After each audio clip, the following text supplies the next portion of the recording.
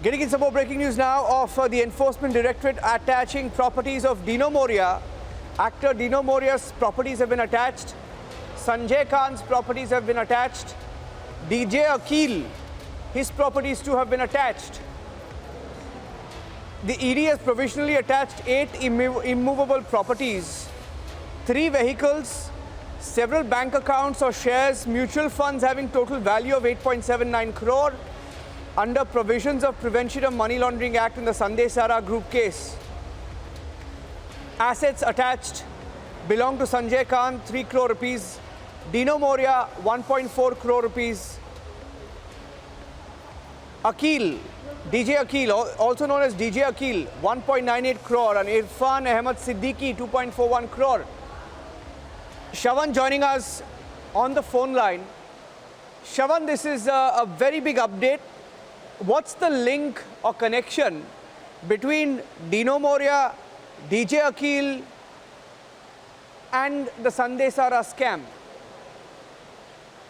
Well, in fact, all of them who have been named right now as far as their properties are concerned, we are now given to understand that the proceeds of crime involving the Sandesara case, which is roughly about 16,000 crore rupees, that proceeds of crime were basically diverted by the Sandesaras through Sanjay Khan, through Dino Morea, through Aqeel, as well as Ahmed Patel's relatives. That's the allegation that has essentially been leveled by the Enforcement Directorate. Now, investigation so far has revealed that roughly about 3 crore and about 1.4 crore and 12.5 crore, all of this entire amount in different tranches were basically diverted by Sanjay Khan, Dino Morea, Aqeel, as well as Irfan Ahmed Siddiqui. All of them have been questioned in the past by the Enforcement Directorate. Remember, the proceeds of crime were basically diverted by these people who have now been named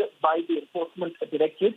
The allegation that has been leveled against the Sandesara brothers is that they have essentially secured loans through a consortium of banks, and those loans were basically siphoned out by the Sandesaras by using multiple shell companies, and this money was essentially routed through various shell companies and dummy companies, if I may say so, and the money was also utilized, or rather the proceeds of crime were utilized by people like Sanjay Khan, Dino Morea, DJ Aqeel, and Irfan Ahmed Siddiqui.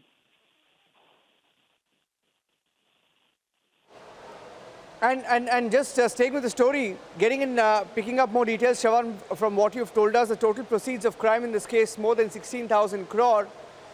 Total attachment in this case has now reached 14,500 crore, which itself, once again goes on to talk about, how the ED has gone on to successfully, you've seen in the case of Vijay Mallya, Mehul Choksi, Nirav Modi as well, and now in Sandesara case as well, there have been attachments made, and 14,500 crore of attachments in a case where over 16,000 crore was believed to have been lost.